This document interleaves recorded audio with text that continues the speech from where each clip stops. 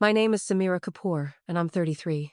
I was born in Seattle, raised in a household where the words stability and success were practically tattooed into every dinner conversation. But in our family, stability had a formula. Ivy League education plus medical degree plus respectable husband from a good Indian family equals happiness. And I broke that equation before I turned 22. My father, Rajesh, built a real estate portfolio that gave us everything private school education, piano lessons, silk saris from Mumbai, and a fully stocked emergency spice cabinet in the kitchen. My mother, Nita, once a high school biology teacher, spent her later years turning into a full-time image consultant for me. Not officially, of course, but every conversation turned into one. You know, Beta, Dr. Chawla's daughter just matched into dermatology. When are you going to stop moving around and settle down? What they didn't know, or refused to accept, was that I had settled, just not into what they envisioned. At 21, I turned down a biomedical research program to study sound design and immersive acoustics, a field they didn't even think was real. Audio engineering? My dad said the first time I told him. Is that like working at a radio station? I moved to London after college, then to Tokyo, freelancing in post-production and sound strategy for indie films and experimental gaming studios. I wasn't rich, but I was good. Really good. My name started showing up in international credits.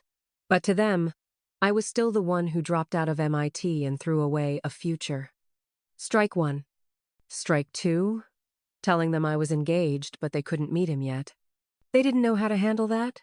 My love life had always been a point of silent disapproval. I dated people outside our community, sometimes outside our continent. But I never introduced anyone unless I was sure.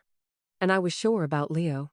When we met, Leo was a cyber defense analyst working across Europe and the Middle East, mostly in diplomatic missions and high-level data security. He was methodical, private, and absurdly calm. A sharp contrast to my family's chaos. We met in Stockholm at a conference on audio security. He walked in during my talk, asked me a question about frequency masking, and by the end of the night, we were arguing about jazz theory in a Swedish cafe over hot chocolate. I didn't tell anyone for months. By the time I did, my mother said, "Wait, so where is he? Why haven't we met him? Are you sure he's real?" She didn't laugh like it was a joke. She said it like a warning. It stung. But I'd learned not to flinch anymore. I was used to being doubted. That's why I wasn't surprised when the invitation to my cousin Ria's engagement arrived 3 days of choreographed dances, henna brunches, and floral archways, and included a handwritten note from my mother. "Hope your mysterious fiancé can make it this time, Zero." That smiley face wasn't sweet. It was surgical. What they didn't know, what none of them knew, was that Leo and I were already scheduled to be in the US for a few weeks. He had meetings in Vancouver and LA.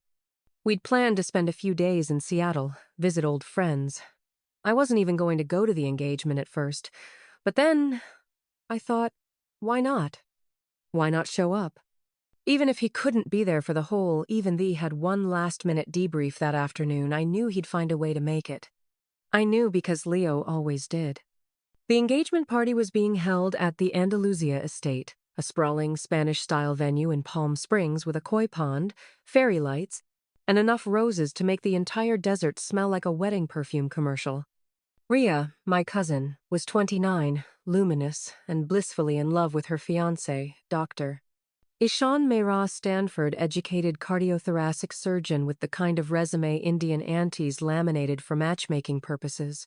He was tall, soft-spoken, and had beta energy that could melt steel. The event was lavish. 3 days of choreographed performances, custom menus, and a pre-party Bollywood karaoke night that had somehow cost more than my first apartment in Tokyo. I arrived alone. Leo's message had pinged just as I pulled into the circular driveway. "Meeting's running late, but I'm on my way. Don't wait on me, make them remember your name first." Inside, it was exactly the circus I expected. A sea of silks and sequins, waiters offering pomegranate mocktails in gold-rimmed glasses, a tabla trio in one corner, henna artists in another. And then came the look the one relatives give when you walk in solo, dressed better than you should be, not meeting their expectations, but still somehow looking victorious. "Aren't you supposed to be engaged?" one aunt whispered with a performative pout. "Still living in Tokyo?" another asked, as if I'd been exiled there by force. I smiled politely, like armor. The real blow came at the cocktail hour. I was standing by the dessert table, contemplating whether I had the emotional bandwidth to handle gulab jamun this early in the evening, when I heard my mother's voice clear, animated, sharp-edged. She was standing with Ria's mommy, Aunt Suni Tand, two other sari-clad gossip veterans, laughing. "I've stopped asking," she said, referring to Leo. "She says he works in cybersecurity now." I told Rajesh, "What does that even mean? Is he a hacker? A gamer?" "Maybe he's imaginary," Aunt Sunita said, snorting. "She never shows photos," another chimed in. "I mean, would you wait this long to show off your fiancé if he were real?" They all laughed. Open-mouthed, shoulders shaking, throw your head back kind of laughter. I stood there, holding a glass of sparkling water so tightly my hand ached, my tongue pressed against the back of my teeth. I could have walked away. Should have. But I didn't. I let it wash over me, every snide comment, every sideways glance, every moment they reduced my life to an anecdote for their entertainment.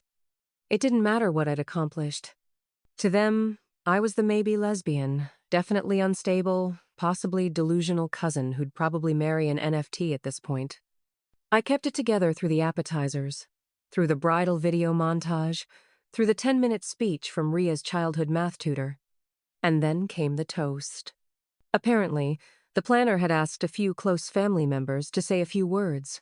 Unscripted, heartfelt, short. So far, we'd heard from Ishan's brother, Ria's best friend, and even my younger brother Dev, who hadn't spoken to me in over a year. Then the mic came to me.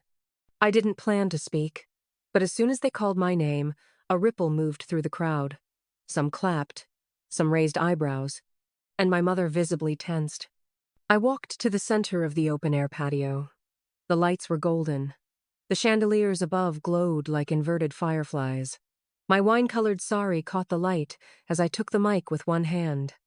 I looked at the crowd, at the aunts who had mocked me, at the uncles who had told my father I'd come around eventually, at my mother, whose lips were pursed in a way that meant she wanted to pull me aside and scold me already. "I'll keep it brief," I said. My voice didn't shake. "It's beautiful watching two people stand in front of so much love that supports them, believes in them, makes space for them to exist fully. Not everyone gets that. So, if you do, hold on to it. Fiercely." Polite claps, confused glances, a cough. Thina sound. Low, mechanical. A rising hum that turned into a thrum that turned into a roar. At first, people looked toward the speakers, wondering if it was part of the sound system. Then a murmur spread. Heads turned. Someone gasped. The planner ran toward the entrance, earpiece bouncing. Ria leaned over, eyes wide. A few uncles stood, instinctively adjusting their jackets like they were about to receive a foreign dignitary. And then, Leo Navarro walked in. Slim-fit black suit, no tie. Aviator shades in one hand, hair windswept. His watch caught the chandelier light and threw it back at the room like a challenge. He scanned the crowd. Found me. Smiled. "Sorry I'm late," he said casually. "Had to reroute the jet. Airspace clearance is no joke these days." The room fell, silent, then erupted. I stood frozen, 1,000 emotions crashing at once a relief. Rage, vindication, something almost like triumph. Leo walked straight to me, kissed my forehead, and said softly, "Did I miss your toast?" I looked him dead in the eye and said, "Number, you're right on time." It didn't take long for the energy in the room to shift.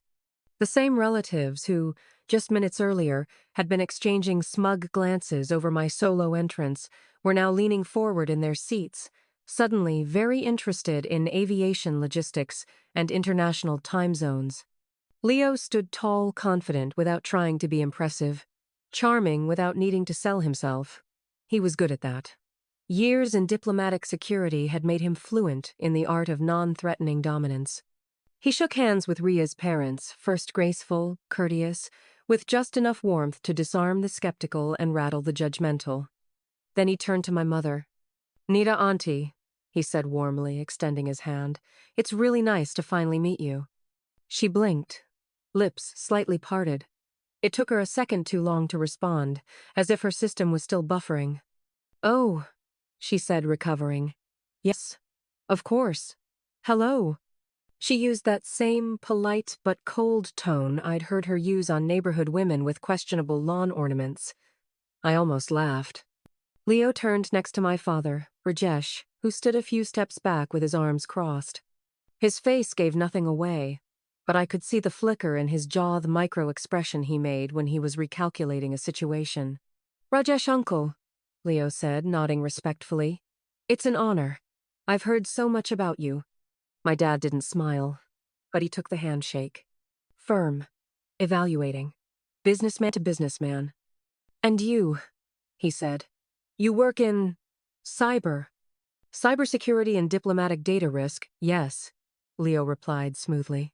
"Currently consulting for 3 multinational firms and a UN advisory board. Mostly focused on Asia-Pacific, but we're expanding into the Gulf and West Africa." I watched several uncles nearby tilt their heads slightly. There it was, that tiny recalibration of status. The moment they decided he wasn't just real, but relevant. "Still fly much?" my dad asked, clearly reaching for some common ground. "Sometimes," Leo said with a half smile. "Ironically, it keeps me grounded." A few people chuckled. Not because it was hilarious, but because it was safe, acceptable. They were shifting. Suddenly, I wasn't the daughter who made up a fiancé to save face at family events. I was the enigmatic cousin who walked in alone and whose partner descended from the sky like a damn Bond character. I stole a glance at my mother. Her fingers were fidgeting with the edge of her dupatta, the way she always did when she was anxious but trying to appear composed. Her eyes never quite met mine, but I caught the twitch of her jaw. "You're not in control anymore," I thought. Leo, of course, handled it all with practiced ease. He moved through the room like he'd been raised in palace receptions. Aunts, who had just been whispering about his potential non-existence, were now suddenly curious about his travel stories and if he spoke Hindi. He didn't, but he had perfect pronunciation of Chai names and Bollywood actors, so it bought him goodwill. At one point, he was surrounded by a cluster of second cousins and 2 vaguely drunk uncles, explaining how he'd once had to fly through volcanic ash near Iceland. I stood off to the side, watching. And for the first time in years, I felt tall. Not taller than anyone else, just fully standing in my space. No shrinking, no shielding, no second-guessing whether I belonged in the room. I looked down at my phone and saw a text from Dev, my younger brother. "That's your guy?" I didn't reply. He approached me 5 minutes later, holding a cocktail and wearing that same smug expression he'd always had when he thought he knew better. "So, Leo's real." I turned toward him slowly. "Yes," I said. "Very." He gave a low laugh, still watching Leo in the crowd. "Didn't think you had it in you." "Most people didn't," I said flatly. He opened his mouth to say something else, maybe an apology, maybe another jab. I didn't wait. I turned and walked away. Instead, I found Ria near the dessert bar, sipping something pink and bubbly and watching the chaos unfold with a quiet, knowing grin. "You good?" I asked. She turned to me and took my hand, squeezing it gently. "Best moment of the night," she whispered. "I wasn't trying to upstage you," I said honestly. "You didn't," she replied. "You reclaimed your place, and it was about damn time." Her words landed like a soft exhale after holding your breath too long. A few weeks later, Leo and I were back in Tokyo, recalibrating to our usual rhythm late-night edits, ramen after midnight, weekend train rides to the coast just to listen to the sea. We didn't talk about Palm Springs much. Not because it didn't matter, but because we didn't need to. The night had done what it needed to do. The whispers had shifted. The mocking had quieted. But still, something lingered. It wasn't bitterness. It wasn't even resentment anymore. It was unfinished business. For years, my parents believed I was building castles in the sky, unreal, unsustainable, unworthy of pride. They had never truly seen what I had built, or what it had cost me. Every accomplishment felt like a monologue delivered to an empty auditorium. Until now. And that's when the idea came. In early spring, I received an invitation to be a keynote speaker at the Global Narrative Innovation Summit in Abu Dhabi, a high-profile conference that brought together leaders in cross-cultural branding, emerging media, and tech-integrated storytelling. It was the kind of event that streamed live to international press, that ended with champagne on rooftop decks and panels with people whose names were followed by acronyms. Leo was already scheduled to speak something about cybersecurity infrastructures in post-conflict regions. But me? They wanted me to headline the session on building legacy through brand storytelling without external funding. A 7-figure contract I'd signed the month before with a European fashion tech firm had caught their attention. So had my work with AR-enhanced cinema sound design in Asia. I told them I'd do it on one condition. I wanted to bring 2 guests. No press. No handlers, just 2 seats. They agreed.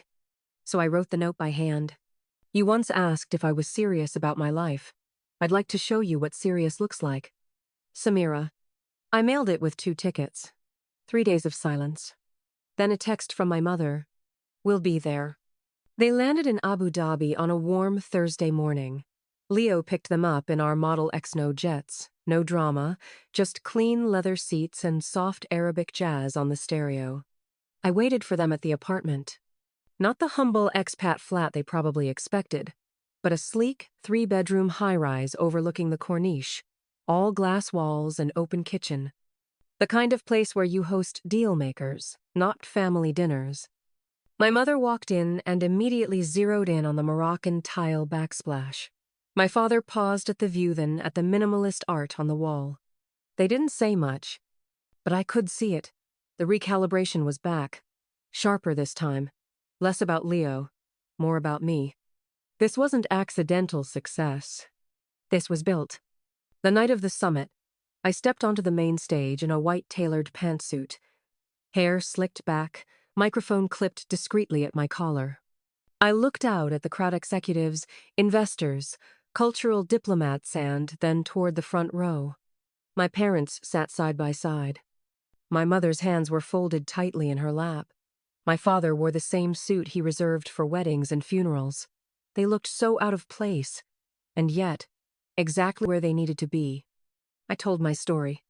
Not about the family fights or the cocktail whispers, but about rejection, resilience, and the radical act of believing in your own voice even when no one else does. I spoke of moving city to city with a laptop and a rented microphone, of designing for companies that couldn't pronounce my name at first but now asked me to represent their brand. I spoke of building something when no one offered a seat at the table, so I built my own. When I finished, the applause was sharp. Not loud, not overdone, but intentional. My father clapped a beat longer than anyone else. After the session, people came to shake my hand, ask for cards, drop compliments. Even a minor royal from Bahrain asked if I would consider consulting on a documentary project. I didn't care about any of that. I cared about them, parents, still sitting there, watching, absorbing. That night, over dinner at a rooftop restaurant near Saadiyat Island, my mother turned to Leo and said, "Thank you, for standing beside her, for believing in her when we didn't." Leo smiled, polite as ever, and simply said, "I didn't believe in her.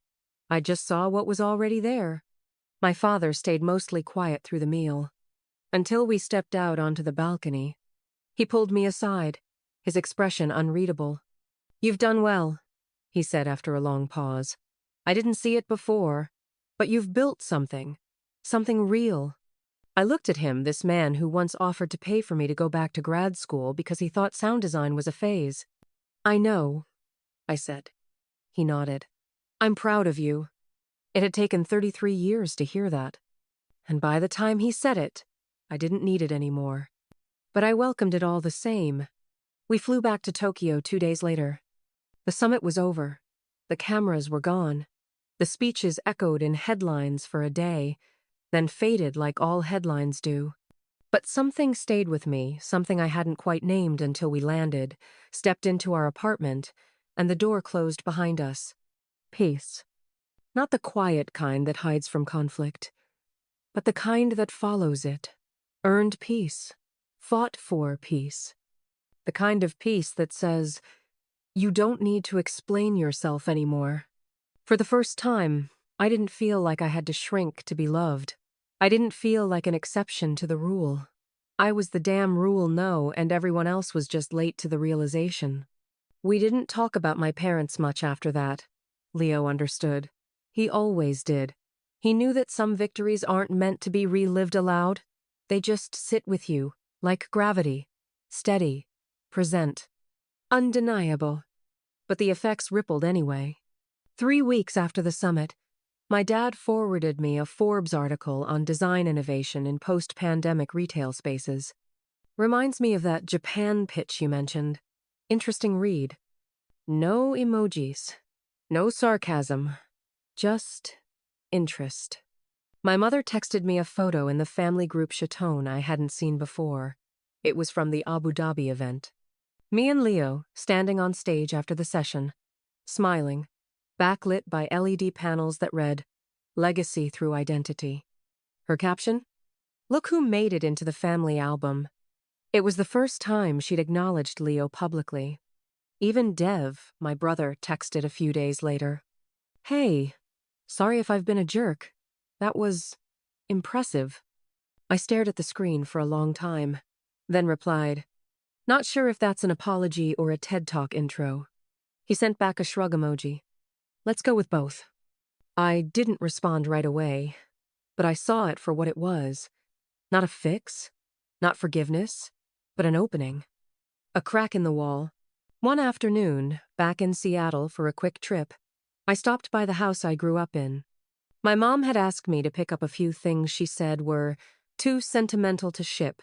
A shawl that once belonged to my grandmother, a pressure cooker I'd avoided inheriting for years, and a box of old jewelry that smelled like jasmine and memory. Leo stayed in the car, scrolling on his phone, his tie loosened and sunglasses already on. Inside, everything looked the same. Same hallway rug, same smell of turmeric and incense, but the photos on the wall had changed.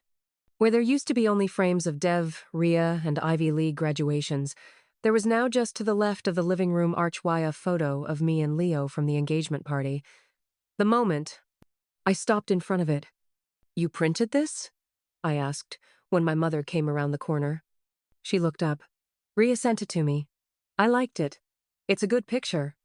It is, I said quietly. There was a pause. Then, without being prompted, she added, I may have misjudged. I turned, eyebrows raised. She glanced toward the kitchen, then back at me. He seems thoughtful, and you seem rooted? I didn't know what to say. It wasn't an apology, not really, but it was closer than we'd ever come. I never needed you to be impressed, I said. I just needed you to stop assuming I was lying. She didn't argue, for once. Instead, she said, you've always done things differently. That's hard for us to understand, but maybe different doesn't mean wrong. It was a moment, an incomplete one, but enough. I took the box, gave her a brief hug, and left before we could ruin it by trying too hard. Back in the car, Leo looked at me over his sunglasses. You good? I nodded. Yeah. He didn't push for more. That's one of the reasons I love him. He knows silence can be the loudest kind of peace. We drove off, leaving behind the cul-de-sac of childhood expectations, past the house where dreams were once confined to 3 career choices and a 30-mile radius, and I didn't look back. I still don't know if my family will ever fully understand what I've built. And that's okay. Because I didn't build it for their approval. I built it for me. But if they want a front row seat now, they can have it. Just know the show's already begun. For most of my life, I felt like I was on trial. Every decision I made, what I studied, where I moved, who I loved was weighed, dissected, and often dismissed by the very people who raised me. I was the cautionary tale whispered at family functions, the rebellious cousin, the daughter who didn't follow the script. But I never wanted their version of success. I wanted my own. And for years, I built it in silence, brick by brick, flight by flight, across cities and oceans, contracts and compromises. I didn't ask for applause. I didn't demand recognition. But that didn't mean I didn't deserve it. When Leo walked into that engagement party, it wasn't about the jet or the gasp or the headline moment. It was about being seen. And later standing on that stage in Abu Dhabi, telling my story not just to a crowd, but to my parents in the front row, I realized something even deeper. Revenge isn't always loud. Sometimes it's quiet. It's showing up whole in the spaces where they expected you to remain broken. My success didn't erase the pain, but it reframed it. It took years of being misunderstood and turned it into power. It took silence and turned it into narrative. It took rejection and turned it into reach. So no, I don't need anyone's permission to keep becoming who I am. But if they finally want to witness it, they're welcome. Just know I'm not waiting anymore.